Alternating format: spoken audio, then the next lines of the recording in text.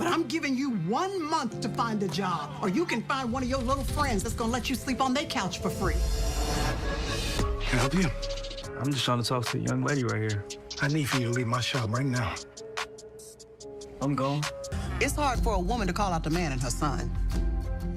I just need some prayer support.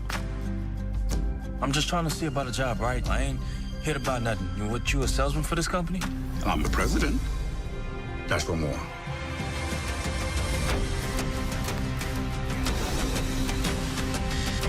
I want to introduce you to a small group of men that mean the world to me. We grow together, we eat together. It's one of the most important things I've ever done in my life.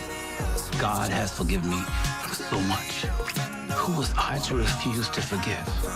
Okay, Jesus, I give it to you. Isaiah, welcome to the forge. Now that is good. Miss Claire, I need you to come by here more often. Mm-hmm. Keisha needs you. Your #1 team in the North. Only the sun covers the Bahamas better.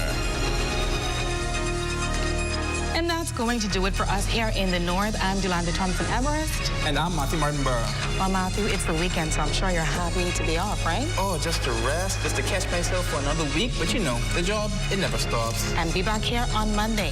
Thanks so much for tuning in. Here's a live look at the Bahamas tonight. Coming your way next. ZNS News is brought to you by the new BTC. Fiber is here. Faster, stronger, more reliable. Together, we are unstoppable. Switch today. Ahead this Friday night, the Parliamentary Registration Department ramping up voter registration efforts for the Golden Isles constituency. A by-election pending, and this weekend, expanded registration centers. Mourners bid farewell to a fallen statesman. The state recognized funeral service for the late Dr. Norman Gay held earlier today. And 120 recruits complete training to become full-time Royal Bahamas Defense Force Marines. Those stories, today's other news, this late night, Friday, October 17th, 2025.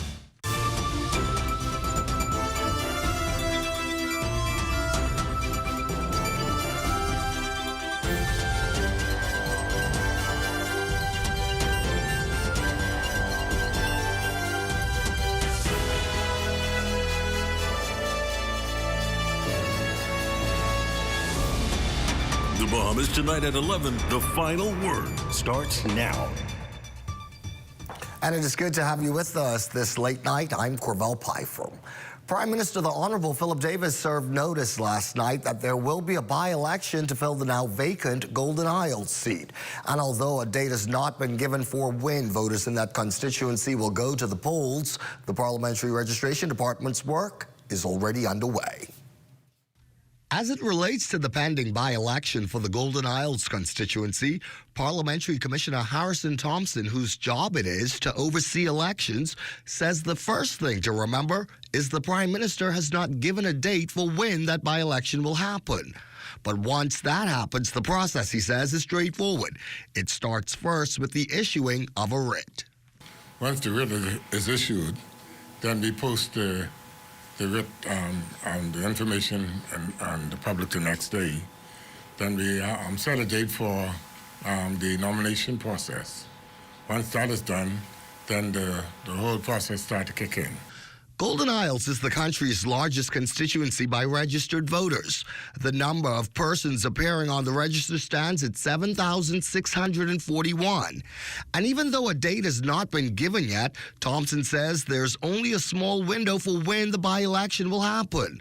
Therefore, he stresses the importance of Golden Isles constituents who haven't been registered since 2017 to do so now. Beginning this weekend, his department is ramping up efforts specifically for Golden Isles. Tomorrow morning, God's willing, we start at 10 o'clock in Remnant Tabernacle Church, Adelaide Primary School, and then we have a pop-up registration site at the Coral Harbour Community Park. So we want the voters in Golden Isles who have not registered since 2017 to register.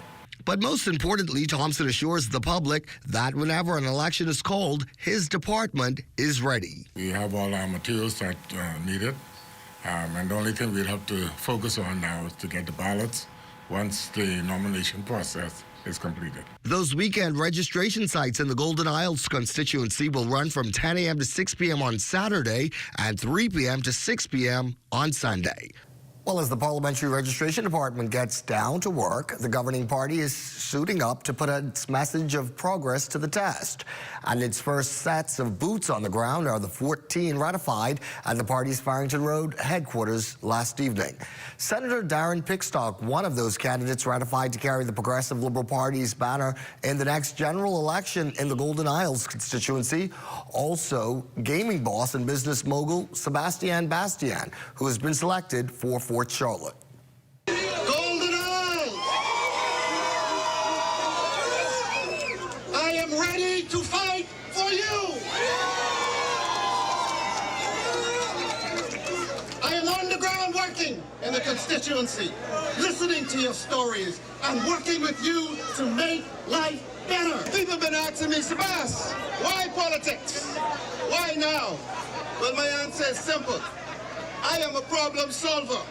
I have built things that needed to be built. So it's time to put this vision and this ingenuity to work for something bigger. Not just buildings, but building beliefs. Not just companies, but building confidence. Not just jobs, but building pathways that unlock opportunities for generations to come. I ain't looking for nothing because I've been blessed with enough. Prime Minister Davis also using last evening's ratification speech to take a shot at protesting unions publicly. No one is going to play in gray space. Every single year, we have given workers a raise in the public service. Every year. Every single year, we've honored the agreements we signed. Every single year, we have shown respect to those who keep this country moving. When we sat down with the Bahamas Union of Teachers, there was no retention bonus in that deal. When we sat down with them to negotiate, they weren't talking about a retention bonus. I told my team, give my teachers the bonus because they earned it, and we want to keep them on the job. Let me send a message tonight to our brothers and sisters in the unions. Be careful who you let stand beside you. Don't let political parties use you as pawns. Not everyone marching with you means you well. In a moment, the day's other news. When we come back, help wanted. You'll hear who needs it. You're watching the Bahamas Tonight. That story in the day's other news on the other side of the break. It has the looks, the style, the performance. Your new car is everything you always dreamed of. Now it's here. Commonwealth Bank was happy to help put you behind the wheel with a new car loan at a competitive rate and fast, friendly approval. It's a service that just comes naturally to us, just like how love of tradition comes naturally to you. Commonwealth Bank, leader in personal banking services. Like, what are you grabbing all these pizzas, wait? Wait, Marcos, wait. We have a special on all the large one-topping pizzas, wait. Pineapple. All. Barbecue. All. Hey, that included, but I need the $10 special place. How many of them would you like? 20 in it. Thank you so much, man. $10, that's it. The Marcos got that deal, but...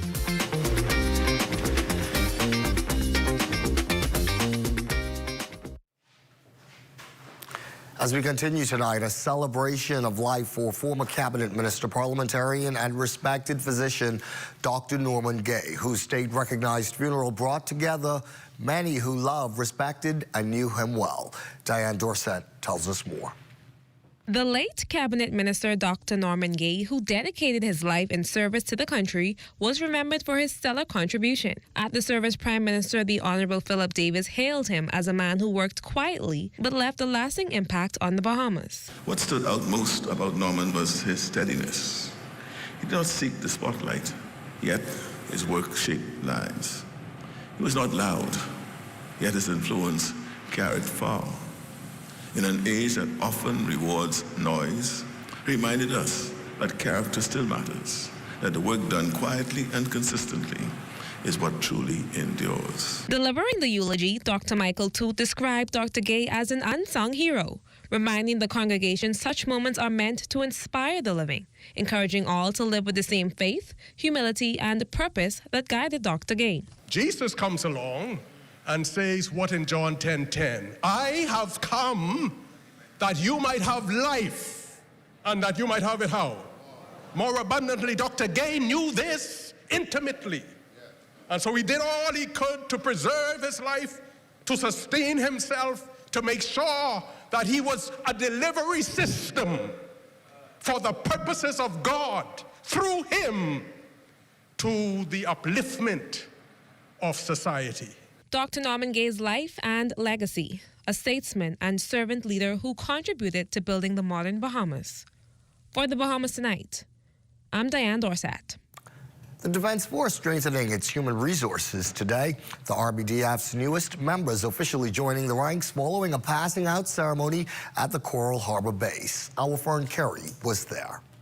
The 120 new Marines officially joined the ranks of the Defense Force after completing 20 weeks of demanding training.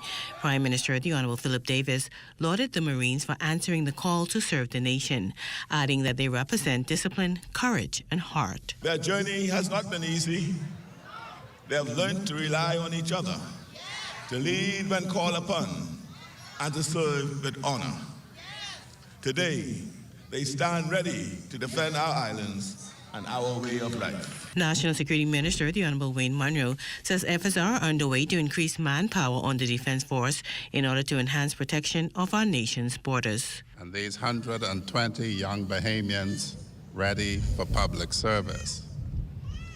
By your grace, this organization is being fortified. The HMBS Adi Hanna and the HMBS Cascarilla that we met out of service about to be heavy lifted back to the Netherlands for complete refit. Defense Force Commodore Floyd Moxey indicated that the goal is to return the Defense Force fleet back to maximum operability. We signed a contract yesterday to return to the vessel to the Netherlands. And so once we have that fleet back up and running, these are the young people who will be operating these craft once they return in a few months. And also, in May, I talk about what we are going to do is have small boat station. They are going to be located with our new maritime surveillance system, radar system. And we have those work going on now in Marsh Harbor, Abaco. We have work going on in Bimini, and we intend to have one of those stationed in Grand Bahama. During the passing out ceremony, the new Marines got an opportunity to showcase their skills, which were tested during their rigorous training program.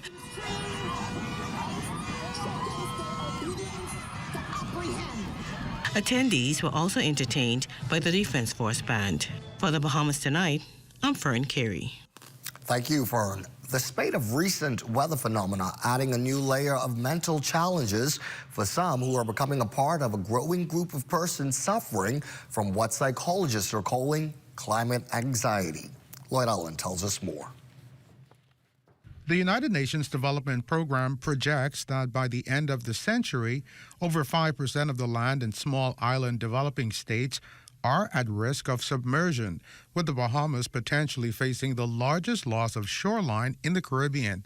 The recent flooding associated with Tropical Depression Imelda and similar downpours are signs of concern, and according to Dr. Juliet Storr, CEO of Dorian Category 6, a company which, through storytelling, dives into the psychological impact of traumas linked to climate anxiety, says now this may be on the rise. That survey pointed to the 71% increase in terms of the overall impact, and particularly among younger people, which is where you're seeing a lot of the anxiety, the distress, the worry.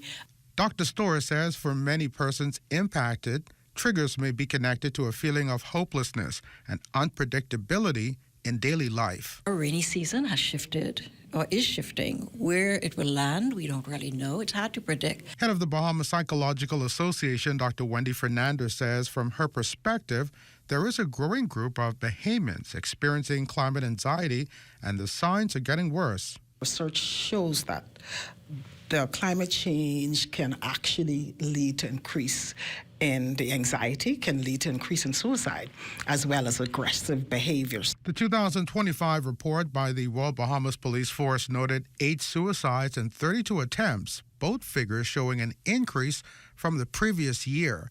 Dr. Fernandez says as triggers may come in different degrees, the advice is to seek help. We have helpline numbers, Bahamas Psychological Association, that we had been using from day 2 after Dorian. And they are manned by qualified mental health professionals. For the Bahamas Tonight, I'm Lloyd Allen. Help wanted. A number of landowners here in the capital have reached out to the government for assistance in having their properties rehabilitated.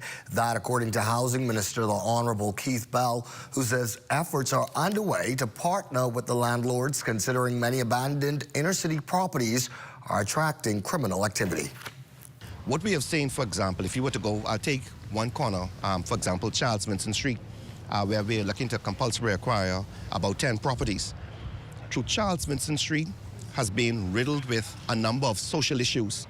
And you go through there, you could see residents, some of them are taking care of their homes, they're very nice homes through there. But right next to the home is an old abandoned building, derelict vehicles, persons using the area to sell drugs. And we've also found on 1 or 2 of the properties, we found vehicles with fraudulent license disc and drugs. And so we need to ensure that we rehabilitate these properties. And Minister Bell says that once the government compulsorily acquires land for public use, the landowners will be fully compensated. What we hope to do is to use these properties for affordable housing. For us, when we develop a subdivision, we have to put in, the government is giving the land, we have to put in the infrastructure, which is the road, the water. It's millions of dollars, light. But we have, in our inner city communities, we have thousands and thousands, 10 or more thousand lots just sitting there with infrastructure. So if we are able to rehabilitate these properties, it means that it is less cost to government because we don't necessarily have to find the infrastructure. Let's talk a little about food this late night. A major culinary festival set for the Bahamas Resort is just days away. The 2025 Fuse Caribbean Art Fair promises to give patrons an experience they won't soon forget. Lloyd Allen is at Cable Beach with more on the story. Literally, work is being done to complete the preparations toward the 2025 Bahamas Culinary and Arts Festival being held right here on the grounds of Bahamas Resort. Sales and Marketing Director Nadia Bo is here with me. Nadia, I know this is an exciting event. You've held this here in the past as well, but you have a headliner this year, Lenny Kravitz. Talk about what can patrons expect. So this year, we are so excited to welcome our very own Lenny Kravitz, and patrons can expect this to be much more food, fun, and excitement. You know, this is the first time Lenny will be performing in the Bahamas, and we are just so excited that he is doing it here at the Bahamas Culinary and Arts Festival. So what patrons can do is they can head on over to festival.bahamar.com and they can experience everything that's happening to this nearly sold out week event. It's going to be so much food. Your favorite chefs, all from Marcus Samuelson, Scott Conan, Amanda Freitag, Carla Hall, they're all going to be having their own experiences across the property. You can check them out at either a master class, maybe at the Art of Brunch, and even Tacos and Tequila. So you can check out Chef Alfredo for that one. But on the weekend, it's something so special. We do have our Culinary and Arts Expo held over at the Grand Hyatt Convention Center, and that's where you can experience some amazing vendors that we have here on island. You have food, beverage, and local artisans such as the House of Assembly, All Things Straw, the New Duff, just to name a few. So please don't miss out on this exciting festival this year. Well, thanks again, Nadia. And also here with us is John Cox. John is the Executive Director of Arts and Culture here at Bahamas. John, I know this year you have more than 120 vendors coming in from throughout the region. That's exciting. Yeah, we are very excited about it. This is the third year that we are doing the Fuse Caribbean Art Fair, and so we have lots of really well-known artists coming from the region. We have Christopher Cozier from Trinidad. We also have Charles Campbell from Jamaica. We have Janine Antoni, who's a very, very well-known Bahamian artist that lives lives in the U.S. We have LeVar Monroe. We have programming throughout all of the 5 days, because we actually start on the Wednesday, on the 22nd, and the tent is open. It's really about bringing locals in as well as all the guests who are coming for the greater festivities, but we're very excited about it. Well, again, this event runs from the 22nd until the 26th. If you've not gotten your tickets yet, you definitely want to do so. They promise this will be an event like none other. Reporting here from the Bahamas Resort. For the Bahamas Tonight, I'm Lloyd Allen. Or then, like Lloyd says, those tickets are going fast. Stay with us, Late Night Sports, when we return.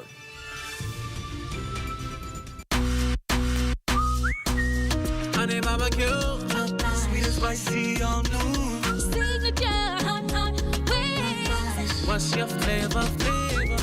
Roasted garlic parmesan, tastes so good, chicken. Those pepper wings. Now available at Popeyes in Nassau.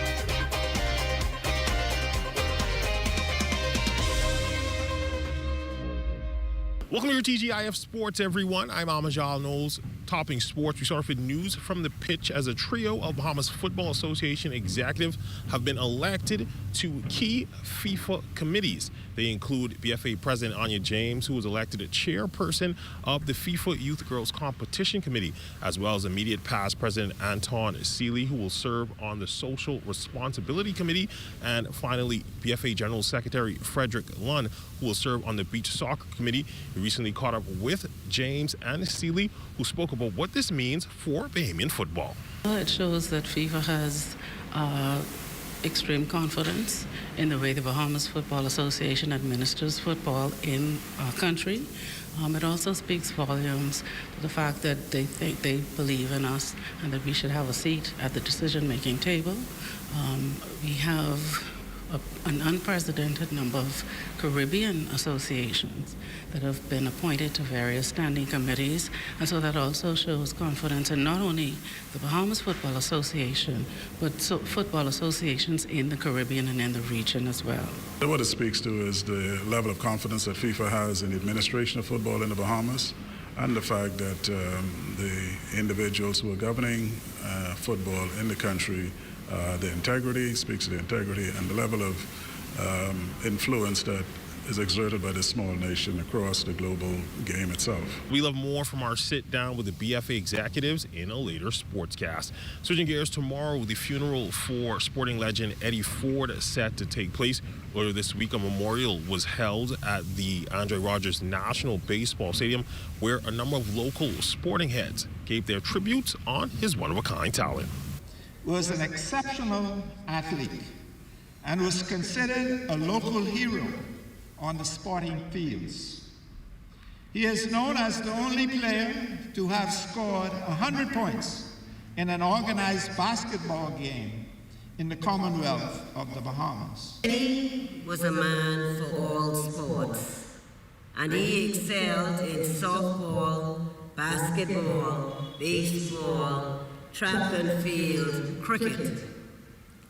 Therefore, he has made invaluable contributions to the development of all of these sports in the Bahamas. He turned to leave, and he said, "Bishop, hold on a minute. I got something to say to you. I always had your back. As umpires, we always competed. Who was the better? I gained a lot of respect for Eddie because of the time he spent trying to teach the game." And finally, over to the hardwood. The University of the Bahamas Mingoes continuing their showcase season.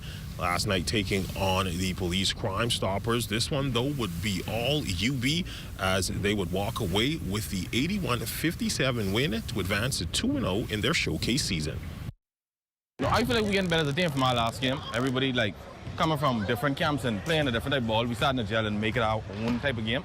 And gelling us one, adjusting to the college system with a coach them up, set up for us. So I feel like it was a better game. We're getting better.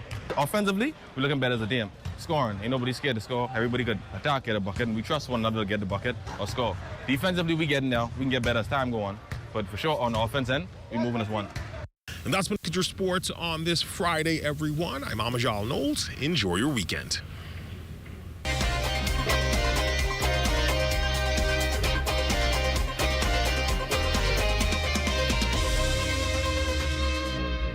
Things may be tough, but Wendy's got you covered. Grab a Dave's single or chicken sandwich with a junior fries and 16-ounce beverage for just $6.95. Why choose less from the other guys when you can get more?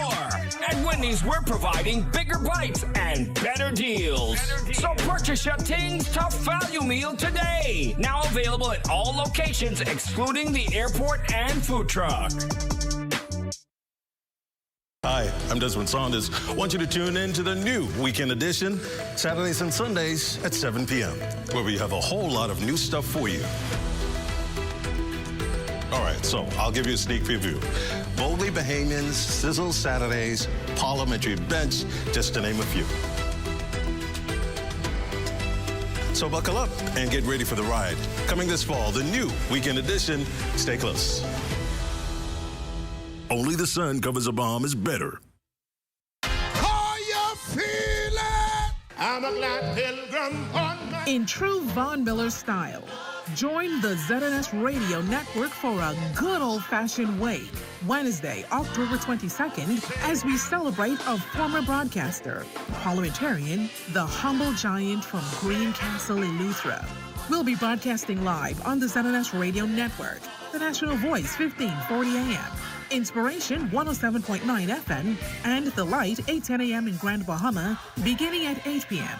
So join in and sing along as we pay special tribute and remember our fallen colleague, our brother in Christ, the Honorable Von E. Miller.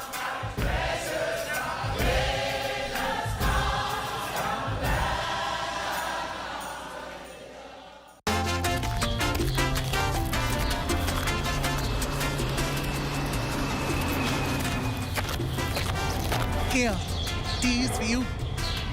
These must have got false bottom, because they look empty to me. Not for long. You taking us shopping right now. For what?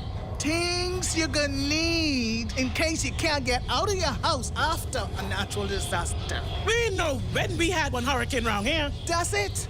We get 2 lakhs. It ain't only hurricane, we gotta worry about, we could have tsunami, or we could have earthquake. And they don't give you no time to go shopping. What kind of earthquake? Scientists just find one faulty line over there by my corner. And even though they say it's stationary, it's there. So we need to go and get our survival kit. Like what? What you mean, like what? Plastic bag to put your important papers in, like water, medication, flashlight, radio, canned goods, things you need, things you might need, just in case you can't get out of your house after a natural disaster. These 2 plastic containers, the 2 of them could paint them up in their special colors so they could know what they're looking for when you send them to look for it. That's one thing I like about you. You always ready.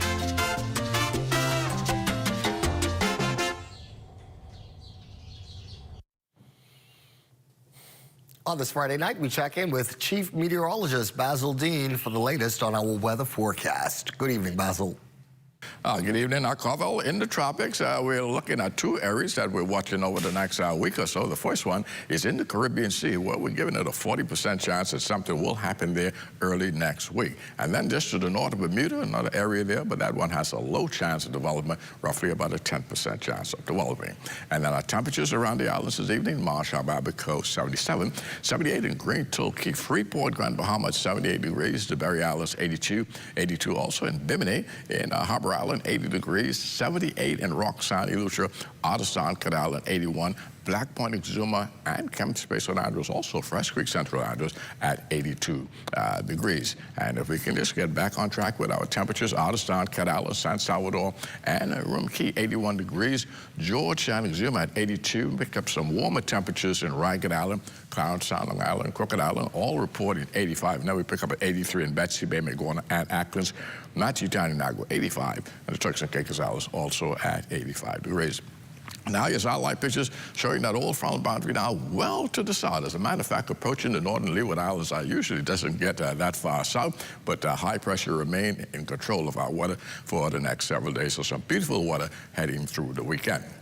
Tonight, clear and windy, 72 degrees for your low temperature. And tomorrow, we're looking at breezy in the morning, otherwise pleasant with lots of sunshine in the afternoon. The high temperature tomorrow, 84 degrees. And your extended weather forecast, beautiful weather with lots of sunshine right through the weekend. The early part of the weekend looking great as well. Look as though it wouldn't be until about Friday of next week before we get 1 or 2 sprinkles back in our forecast. And those daytime temperatures are not bad at all. They're going to reside in the mid-80s during the daytime, and the nighttime temperatures in the mid-70s. Carvel. Well, looks like a great weekend ahead. Thank you, Basil, and thank you for being with us this Friday night. I'm Corvell Pfeiffer, and for all of us, take care, be well, have a safe weekend, and we'll see you on Monday. Good night.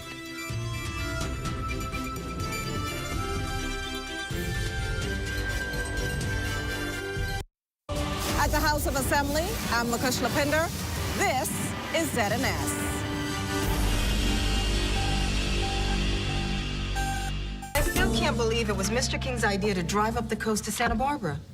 Who knew he was so romantic?